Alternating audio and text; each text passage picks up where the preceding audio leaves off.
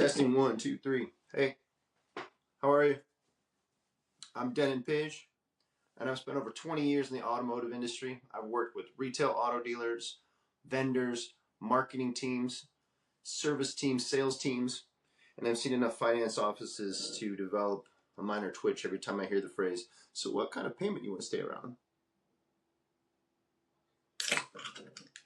Cheers. My boys at Capacity Brewing. So allows you to drink in the middle of the day. Non-alcoholic. Delish. So today's episode, I want to talk about why buying a car feels so weird. So I called it "Why Buying a Car Feels So Weird." You know, the car buying experience is the strangest thing in the world. You plan on going into a building, spending $30,000, $40,000, $50,000, and somehow you just end up emotionally exhausted, overly caffeinated, maybe overly popcorned, and you end up talking to 4 different people, and someone leaves with your license for 45 minutes.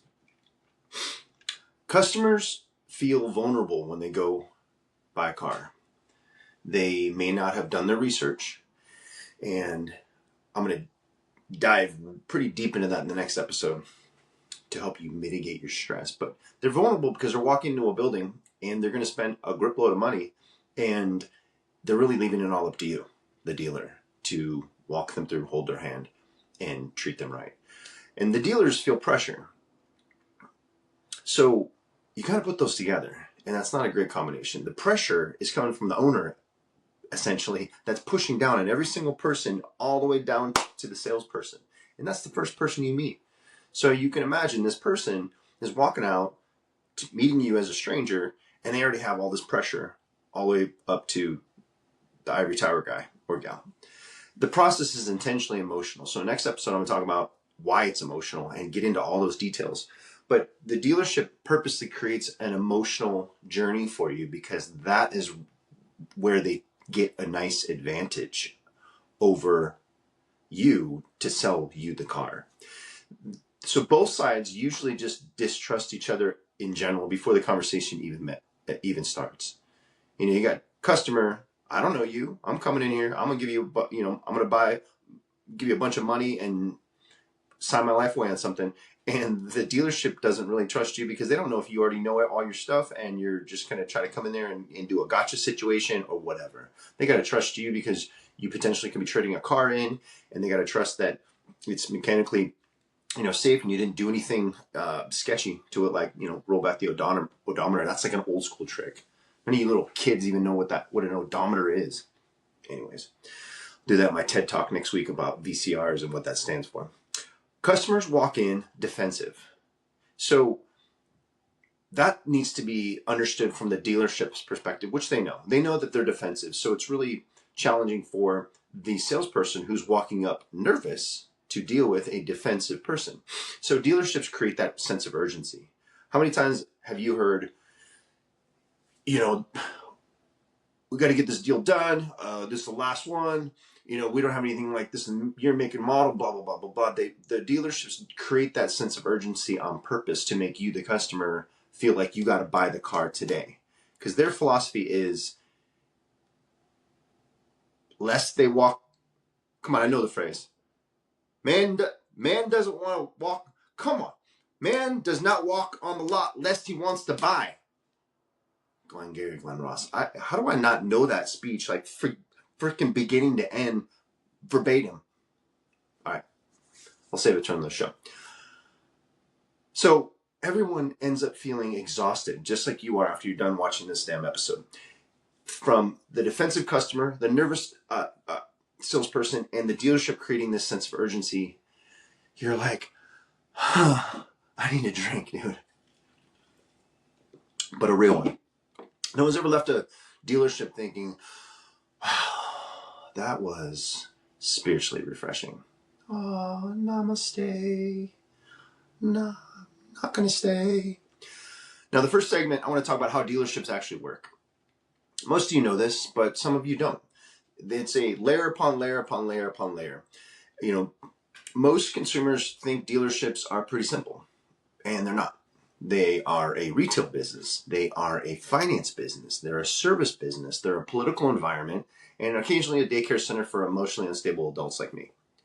So all of that in this little ecosystem of a dealership, it's broken down in a lot of different departments. You have the floor salespeople, which is typically your first line of defense as a customer you see. You have an internet department, which is also your first line of defense that you see over the internet on your your computer. And then you have the BDC, which is a business development center. And those are the people that typically flag the phone calls. They make outbound phone calls, and their whole job is just to manage and set up appointments. And then you have managers in all those different departments, and you have a closer or closers in a sales department. And salespeople think that customers think that salespeople have authority. And the funny thing is that they don't. So,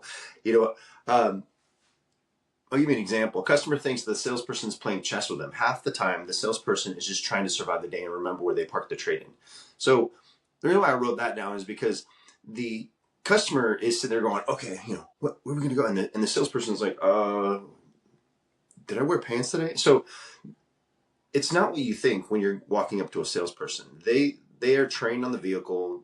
They're usually supposed to be pretty good at sales. But it's not until you get to the closer and the F&I department is really where a lot of the decisions start being made. There's something called the desk or the tower, and I don't know why it's called the tower anymore. I guess it used to be above the sales floor. It looks over everybody, and so it's like this big ivory tower or whatever.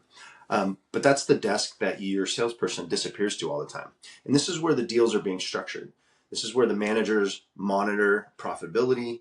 This is where they track volume with bonuses. This is where the manager is controlling all of the price strategy. So when your salesperson has to keep going back and forth, it's because they don't have any decision-making ability. They need to take it to the manager so they can structure the deal. They can monitor the profitability in the deal of maybe your trade and or the actual deal itself.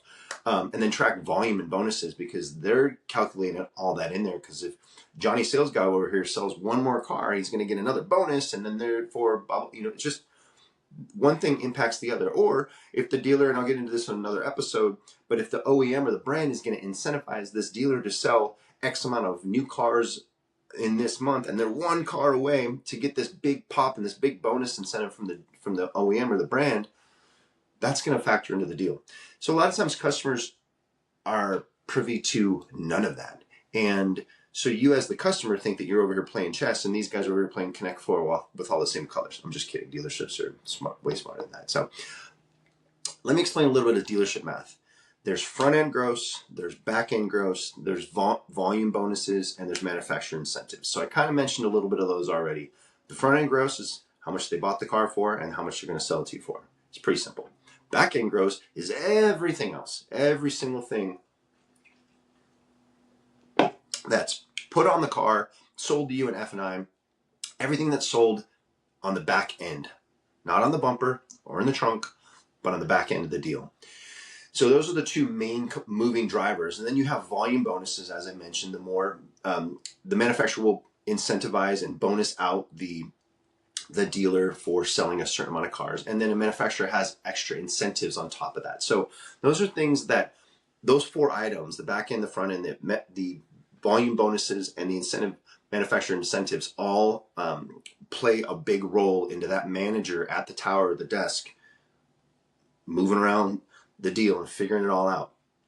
So the F&I office is kind of that last step. In a couple episodes from now, I'm going to explain really everything that goes on in the F&I office. The F&I office stands for finance and insurance. And this is where the financing happens. This is where the contract happens. This is where compliance happens. This is where warranties happen. This is where pressure happens. So it's funny because customers think the deal's done. They're shaking hands with the salesman, and they're the closer's like, yeah, fist bumping them or elbow bumping them if it's 2020. And the problem is that's where the deal is halfway done. Because once you get into F&I, then it's like sleeves rolled up. Let's figure this out. Turn and cough. So keep that in mind when you're excited about your car and everybody's high-fiving and chest bumping as they're walking you into F&I. We're literally at halftime at this point. So you might as well have the Dallas Cowboy cheerleaders come out and do a little show while you're in there with the F&I manager. So the other department that I want to talk about is the service department. How many times have you been taken around to the service department and introduced to the advisors and to the service manager? And, when you're just looking to buy a car, it's very rare, but every dealer should do that. They should open their home to you and explain all these other departments they want you to come visit after you leave with the car they just sell you. So service truly keeps the dealership alive long term. And a forward-thinking dealer will keep that in mind and encourage their entire staff to introduce every customer all the time to the service department. So the areas where I said the dealer makes money with the finance and selling cars, service is the biggest moneymaker at the dealership. And so there's a lot of emphasis from a dealer's perspective, the owner, to make sure their fixed ops, their service department thrives. There's the fixed operations, which is everything that's having to do with the service department, parts and service. There's customer retention, there's warranty and labor, and then there's technicians and the advisors. So fixed operations is managing all of everything in the back of the house there, all of the service department and the bays and everything. The customer retention is such a crucial part for the service department because, as I mentioned, that's the big moneymaker of the store, of the dealership. And a big part of that is warranty and dealing with warranty labor rates and the actual, you have a customer pay rate and a labor rate, and they're always adjusting these numbers every single week / month / quarter to make it right so they're competitive. And then a problem with their technicians is nowadays there's a huge technician shortage. So as you can imagine, a lot of these dealerships are struggling because their bays are full and their technicians aren't showing up, and they're having to tell people they're 2-3 weeks out on basic jobs. That's why a lot of dealerships are starting to do mobile service. So I will dig deep into mobile service when I talk about all things service department in a couple episodes. So listener time. Jason from Phoenix writes in, I went to buy a truck and my salesperson disappeared 6 different times. Jason. By the time I thought they were back there deciding, I just learned how to read today. By the 3rd time, I thought they were back there deciding whether or not I was financially stable to even own tires. Jasons are funny, dude. All of them. Every Jason. Except one. You know who you do. You know who I'm talking about. Let me explain what actually happens on those long back and forth trips of your salesperson. Aside from them taking a long way to go flirt with the receptionist, the manager or the closer or whoever is at the tower, not the closer, they're sitting with you closing them. They're making lender calls. And I'll get into that in the next episode of what that means in their relationships. They're doing desk approvals. They're trade evaluating. They're doing payment structures. They're manager negotiations happening. So when that salesperson is going back and forth, that manager they keep going back to is either getting on the phone with the lender, they're talking about different approvals, they're talking about different payment structures, different loan programs, swapping around, and they're also looking at the calculations of how they're going to make their money on this deal. Dealing with trade evaluations. I'll get into more details in the next episode of what that means of evaluating your trade and everything that's involved in that. And then the manager negotiations, the layer they put in there on purpose is the salesperson, because they want to create this sense that the manager is the be all end all decision maker, but they unfortunately will train the salesperson to regurgitate everything the manager wants them to say to the customer. And not a lot of salespeople can do that, because sometimes it's just hard. It's like drawing a hard line in the sand saying, I'm only going to do this, I'm only going to do that. And that's their final price. and that really puts the salesperson in an awkward situation because they know, sometimes they know exactly what the customer wants, and they got to bring that back to the manager, and the manager said we can only do this, and then they come back, well, I know you said you couldn't do this, but this is what manager said. So it's a real clunky situation. So why does this process, so this next segment I want to talk about why this process feels manipulative. I almost didn't be able to say that word. Some dealerships tactics are intentional.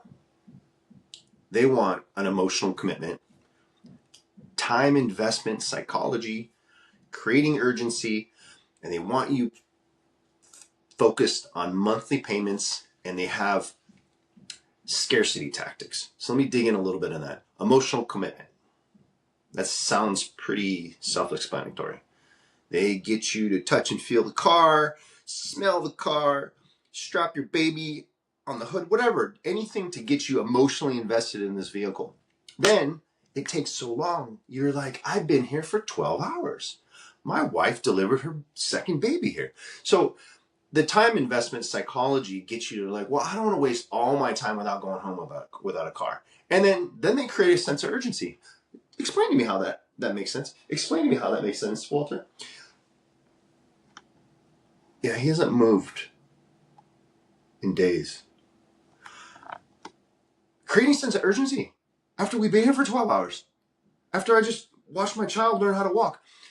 And then they switch into monthly payment focus while they're dealing with scarcity tactics. So monthly payment focus is something I'll get into again at the next episode, because I talk about the actual entire car buying process is where they want you. And I'll explain briefly why, and I'll get into it in way more detail in the next episode. But they want you on monthly payment because then they can move all the other parts around. They can increase, decrease the price, increase, decrease the trade, change the loan programs, whatever it is, and they have a lot of room to make more money in these other areas. So monthly payment, because most people really only care about their monthly payment. Well, I pay $600 a month for my car payment right now. I'm going to go buy a new car. Okay, I can pay $675, I can pay $700, whatever. So you justify before you even go to the dealership. And what the salespeople are trained to do is to land you on a payment, number one. And then the scarcity. This is the last line green, 6 foot high lifted F-150 we can sell you, Pete, in Vegas. So the longer customers stay, the more emotionally committed they become, the less likely they leave, and the more likely they rationalize the purchase. Again, the longer you stay, the less likely you leave, the more emotionally committed you are, and the more likely that you rationalize this purchase. Yeah, I guess it does make sense. For example, real world example, there are customers who walk in planning to just look, and 5 hours later they're signing paperwork for a lifted Jeep Wrangler they absolutely did not plan on buying that morning. Said anonymous customer that walked into a Mercedes-Benz dealer. I actually I worked at a Mercedes-Benz dealer, and I sold a guy a lifted Jeep. That's actually my story. And I put it in quotes. Whatever. I put it on the screen if you want, but that doesn't make any sense. This last segment, I'm gonna give you, it's called the insider secret.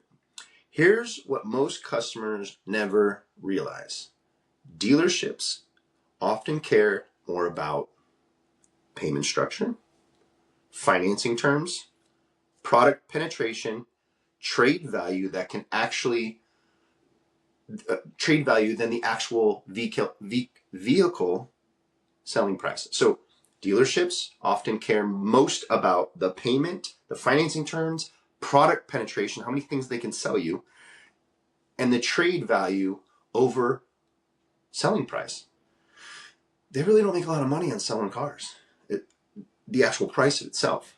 So in general, unless it's like a Porsche store, in general, they don't really make money on that sales price because they have so many other areas that they can make money at the dealership. And you'll learn over the course of these weeks of these episodes where they're making all their money. It will empower you and give you the knowledge, the education and knowledge of like, oh, okay, we can all kind of win here. I can win by getting a new car out of here. You can win over here and over here, over here, over here. So if you get it right and you can balance it, it's kind of like playing craps. You spread out all your bets. And if you lose over here, you win over here, you love it. That's how it's designed. So it's designed for them to make money, correct. It's a business. But it's also designed where you can still win and they can still win. A buyer obsesses over monthly payment. It's easier to maximize the profit for the dealership.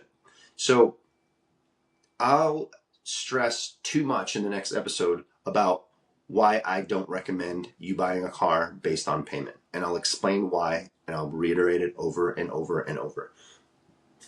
And here's some examples of how they can maximize profit. They can extend loan terms. They can move trade numbers. They can add back-end products quietly. They can add things on there, not without telling you, but they can add these things on here. For example, I could be your salesperson and I can walk out to your trade and I could say, oh, my, did you let your Uncle Stevie Wonder drive this car? Because your rims are atrocious. So, yeah, I'm probably going to use that comment and joke in the next episode because I sometimes repeat myself because I'm a dad and I make dad jokes and say the same thing like, oh, I got to go get my cup when I play pickleball. Okay. Anyhow, the way that the salesperson can upsell you and kind of add some back-end products quietly is they say, you know what, in the F&I, we can actually get you a wheel and tire package and actually put it in your deal, and it's just going to adjust your monthly payment a little bit. And they can get that idea and that number in your head and sell that product to you quietly. A good salesperson will set up the F&I manager for success by doing things like that. And so that's helping maximize their profit in other areas. I just happen to have another real world story from one of my fans, viewers, a former salesperson in Dallas, Texas. And imagine that. I brought up the Dallas Cowboy cheerleaders earlier. That's bananas. Mike writes, hey, Denyn, I had a customer negotiate a payment from $689 down to $640, and we celebrated like he won the Super Bowl. Dallas Cowboys and the Super Bowl? That hasn't happened in 30 years. Hasn't happened in 30 years. 30 years. I'm talking to you, Matt. We didn't realize, but what he didn't realize was that they extended the loan another 18 months. So just because they lower your payment doesn't mean they're lowering your payment. They're just pushing it out. And I'll repeat this a few times in other episodes. Pushing out your loan term is not good for anybody except for the dealer and the bank. You're paying more interest and you're going to have less equity. So it's a loser situation. Yeah, we just dropped it, $49. Ew! But guess what? We just took you from a 5-year loan to an 8-year or 9-year loan, which is ridiculous. I think they do have 70 or 80-year loans now. So that's why focusing on the payment is dangerous, because of that extension and because of the fact that you're missing the total the cost of it. You're paying more interest and you're paying less principal. So when you do trade your car in or sell it in 3 to 5 years, you're going to be upside down, or you're going to have way less equity than you thought you did. In closing, dealerships. So I just want to make this very clear. Dealerships are not evil masterminds. They're a business, and they have multiple layers of ways of making money, as they should. And consumers just need to be educated. It's a big goal of this show, is to educate you from my personal experiences and other experiences of dealers that I know personally, as well as people I used to work with on the vendor side, on the sales side in the dealership, on the service side in the dealership. So understand the process as a consumer. It will help you remove your fear. And emotional buying creates expensive mistakes. So if you can be dead like me inside and eliminate all the emotion, walk into the dealership, educated, ready to go, you won't have to feel like your guard's up. You're armed with knowledge, And that's going to help your entire buying process so much better. So, as I mentioned, next week we're going to be talking about how the actual car buying process works without getting financially body slammed. So, now you understand why buying a car feels like a simple purchase and more like participating in, what did I write here? So hopefully now you understand buying a car feels like a simple purchase and more like participating in a low budget psychological experiment with fluorescent lighting and free coffee. I don't even know what that means. That doesn't even make sense when I read it out loud. But remember, the more you understand the process, the harder it is for anybody to emotionally kidnap you into an 84-month lease term or finance term to loan your car that you didn't even plan on looking at. So, I'm Denyn Pysz. This has been another episode of the Car Business Show. Drive safe and read the damn contract. See you next week.